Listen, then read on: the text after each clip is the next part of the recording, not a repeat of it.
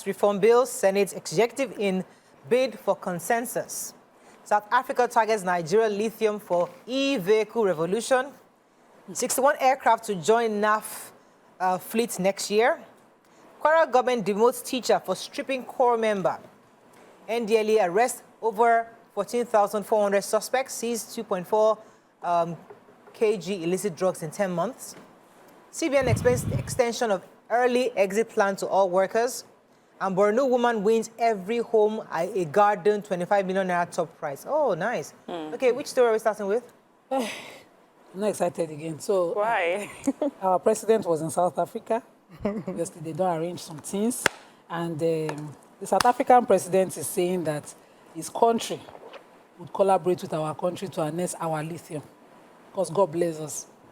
And they have a green energy transition and electrical vehicle mission. And so they want clean batteries. They want all of that. And so now, they remember say we were brothers. After we helped them in the apartheid season, they didn't remember. In the past, very recent years, they didn't remember. But now, man, they don't remember us. He said that his country's interest in Nigeria and South Africa business round table in Cape Town, that Nigeria's vast lithium reserves could serve as a cornerstone for industrialization in the e-vehicle, electric vehicle sector. At the session, our president was also there. He said our country is a safe haven for investment, adding that there's a guarantee for ease of doing business under his administration. Bayo Onanuga spoke on his behalf and said that during the interaction, President Ramaphosa has urged private sector and development finance institutions to collaborate in building infrastructure and developing manufacturing capabilities in this sector. My personal point view on this is that we need to be very careful. Number one is that Yoruba people say if somebody is going to dash you cloth, you look at the one on his neck. Now, the South Africans have a wide gap of wealth and poverty. They also have mineral resources, diamond and gold. There's a rich white sector, and the other way, they should not come and do the same circumstance here. Also, crude is being refined in Arabian countries. You see the damage in our Niger Delta. Can you compare that they're refining crude in other countries? But when they're refining here, they mine our crude here. They leave us worse off environmental-wise. So all those details must be sacrosanct in any deal that we are signing. We must put our people's interests first. Or in short, they should go back. Not even mincing words. There's nothing. Or in short, they should go back and we'll find a way to do it better with our people's interests first. And in taking the mineral resources of our people, make sure the people are better off. Niger Delta is still a case in question. That's all. Let's take another story. NDLE. Go ahead, please. So the chairman of NDLE, Brigadier General Mohammed Buba Marwa, has said that 14,480 suspected drug traffickers were arrested between January and October. He said that they were arrested in connection with the seizure of 2.4 million kilograms of assorted illicit drugs seized by the Anti-Narcotics Agency at the seaports, land borders, and communities across the country. So this actually is just a breakdown of what they've done, you know, in this year. And they say that the record, he said, with the record of work done by the agency in the past 10 months, we can say with certainty we are on course to beat the performance of previous 3 years. So they're saying this is actually their best year yet. He says between January 1st and October 30th, we recorded 14,480 arrests of drug offenders, including 15 drug barons. Within the same time, we have been able to secure over 2,000 convictions in court, which is good news, because sometimes, you know, we hear about these seizures, we don't hear about the convictions. They said this is far more than they've achieved in the past 3 years.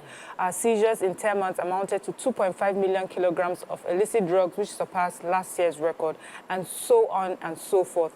But also the part that I like is that while these seizures and arrests and convictions were happening, they conducted 3,064 awareness campaigns and sensitization lectures in schools, motor parks, worship centers, workplaces, and communities, among others.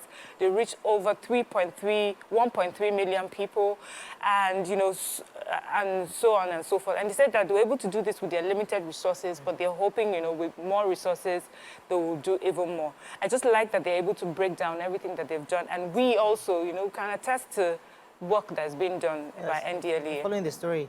Okay, so I have a story of the NAF fleet that has come, the 61 aircraft to join NAF. And the air chief there is saying it's a golden era. They are really happy with what's going on. That's Nigerian Air Force? Yes, Nigerian Air Force. So the Nigerian Air Force is set to receive not less than 61 aircraft next year in a momentous build-up of the country's security. This is going to help them fight insecurity in the nation. And they said so far they have received 12 aircraft in the past 12 months. 2 KA-360I aircraft, 4 DA-62 aircraft, then 4 T-129 helicopters, and 2 AW-109 Trekker helicopter. And they also said that, that in the NAF also, that they have been going for trainings from January and November 2024. NAF they have trained so far, they have trained 97 pilots and 16 UAV operators. And also, they said 405 airmen and 186 officers also attended various courses and seminars. Okay. And they're all across the distance. Some of them too, they also said that some of them are offering some courses abroad. Right. So this is all, they are really happy that in this regime that they are really going forward with things. Let me take the CBN story. They have denied allegations of enforced mass retirements, reaffirming that its newly introduced early exit package, EEP, is entirely voluntary and free from any adverse consequences for eligible employees. If you recall, I took a story, I think it was last week, where people were saying that they were going to be paying about over 50 billion in entitlements to staff who will be voluntarily exited from the system. But they were saying that it is voluntary. For those of you who choose to stay, you can still continue to build your career and actually continue with your personal development. But those who are willing to take the package and leave, there's an EEP system in place. There's a comprehensive consultation that's been done, and they believe that many people will be happy. The exit package is a policy that has historically been extended to executive staff to now being made available to personnel across all levels of the bank, says the bank. So you can either choose to leave or stay. So if you leave, you get a lump sum, and then you can go and do something else, or you stay, and you might not get that kind of package anyway. All right, The Punch. Senate suspends debates, panel meets AGF today. Zenith Bank wins FT's Bank of the Year award. Atiku others knock police as court remands Farotimi. PDP will teach APC lessons in Oyo and Osun, says Makinde. Naira devaluation raises foreign debt by 30 trillion, says report. Senate summons Keyamo over flight delays and others. FG fires Togo, Benin degree holders from NDAs. All right. So I have the major headlines. Sadly, the Senate had to withdraw the tax reforms bill before it, and it directed that it set up a committee to further look into the Committee on Finance. Directed the Committee on Finance to stay action on the public hearing pending the time when all this agitation in the public space would be addressed, and asked that the Finance Committee also partner with the executive to find out workable solutions to resolve some of the issues, some of the grievances that some people have in certain quarter. Yesterday, according to the Deputy Senate President, who sat over plenary yesterday.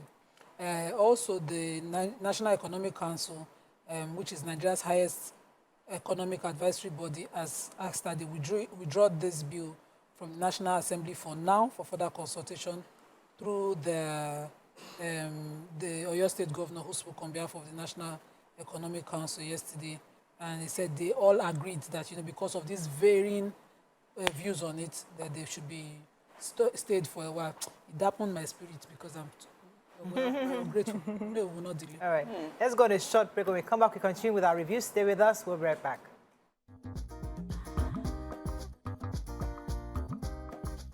Stay tuned. Your View will be right back.